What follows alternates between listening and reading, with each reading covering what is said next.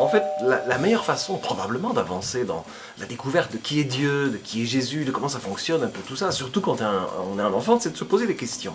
Un adulte aussi, il ne devrait pas arrêter de se poser des questions. Poser des questions, se poser des questions, c'est avancer, c'est découvrir, En fait, se poser des questions, c'est une super bonne idée. Regardez ce petit bouquin-là. Tout ce que je devrais savoir sur Dieu, c'est une forme de théologie pour les tout-petits. Est-ce que ça c'est vrai? Est-ce que ça a vraiment existé? Comment est-ce que c'est possible? Enfin, toutes les questions qu'on se pose naturellement, puis qui sont des super bonnes questions. C'est-à-dire, Jésus a marché sur l'eau. Je veux bien, mais il faudrait un petit peu m'expliquer. Vous voyez? Non, c'est vrai, parce que marcher sur l'eau, je veux bien, mais... Pourquoi ont-ils roulé une grosse pierre devant l'entrée du tombeau? C'est une bonne question, hein? On pourrait se dire, c'est pour pas laisser entrer les mouches, les chats, les chiens. Oui, mais il y a peut-être aussi une autre réponse, qui est que rouler cette grosse pierre, on sait très bien qu'après elle va être déroulée, hein? Il y a le côté...